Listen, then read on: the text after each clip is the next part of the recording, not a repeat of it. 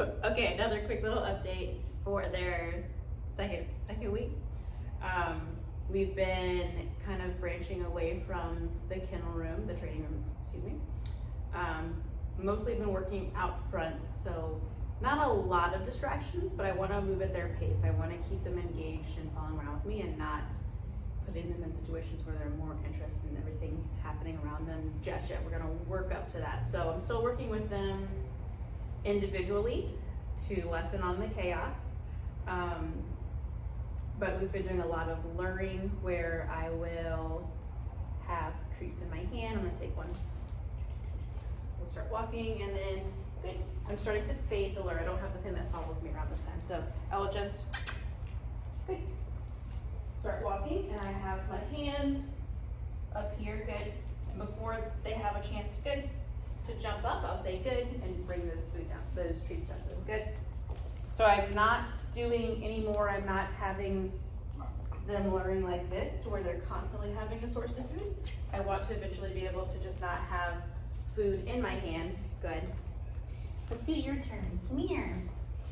So again, I'm just getting them used to, good, walking next to me, good. Again, I usually work with one-on-one, so it's not as chaotic. I want them getting used to walking next to my side, finding value in that, spacing out how often and how frequent I give them reinforcement. So we'll take a couple of steps here, good, treat, maybe a little bit more steps, treat, and then the next time maybe just 1 or 2 steps. And I want them to be able to predict the pattern.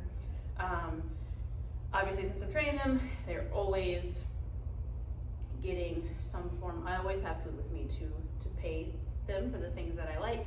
Eventually, I'll start fading that out. We're kind of in the process now where, again, I'm not doing every single step they get a treat. It's more a little bit spaced out a little bit. At some point when I know that they're very much so understanding what I'm asking, I will withhold reward for things that I don't really like, or if they come out of behavior too soon, or if it takes them, if they're a little lazy going into behavior or whatever. That's gonna be something that I would say let me handle more of right now before trying to practice at home. I just kind of wanted to give you a little bit of insight. We're really working on building duration within each behavior. I started putting commands on things, meaning like I'll ask them to do something and then mark when they're in behavior, whereas before I was luring them into behavior, just saying good or yes when they showed the thing that I liked. So Lucy, sit. Good is what I mean. Whereas before, okay, it was more of me luring them into that behavior. Good.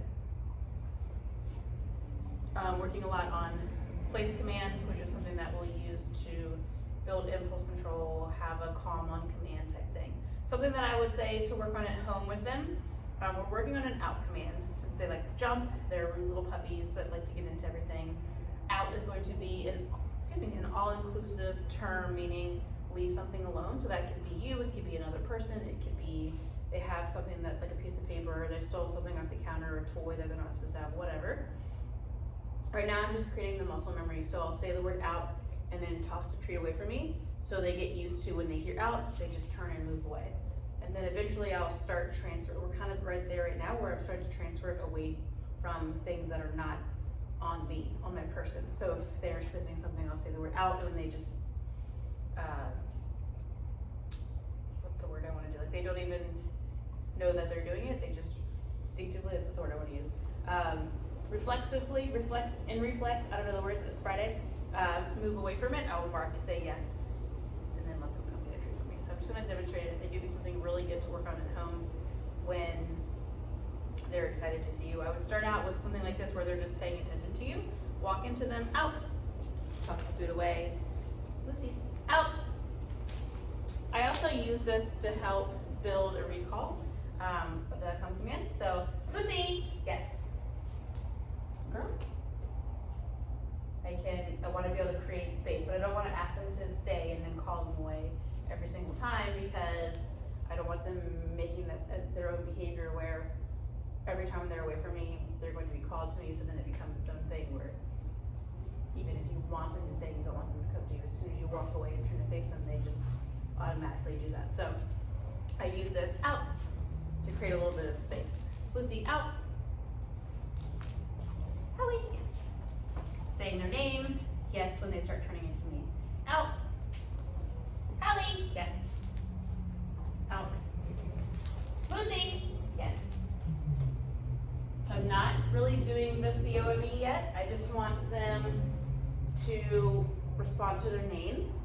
And as we progress, I'll start layering in that command. To me, that's a really big command. I want them to just instinctively run back to me when they hear their name, when they hear the come command. So I'm taking my time with building value in it. But yeah, going back to out, it's good to practice when they're calm and not really invested in what you have. So we're not gonna wait until you just walked inside from being gone all day and they're all excited jumping on you. You can certainly do it then, but it's not the best learning opportunity because they're in such a state of arousal. They're very excited. So when they're calmer like this and they're just hanging out, it's a great time to practice. Out, yes. See how she's just, even when food is not presented, she's still responding to it because that muscle memory has been created. Halle, out, yes, good girl. So that's where we are with that right now. It's a really great practice. They're doing super well. Next week I'm going to start doing things with them together periodically. So I'll go back and forth between together training and alone training. I like working with them individually again because it lessens on the chaos, but I want them responding independently, but because they live together, I feel like they also definitely need to know how to do things together. So we'll tighten up the whole not really jealousy, but the uncertainty of when a treat's being presented, who can have it. So I'll play around with them being a little bit more responsive to that. Sometimes it works differently for different dogs, so we'll see how that goes. All right, ladies.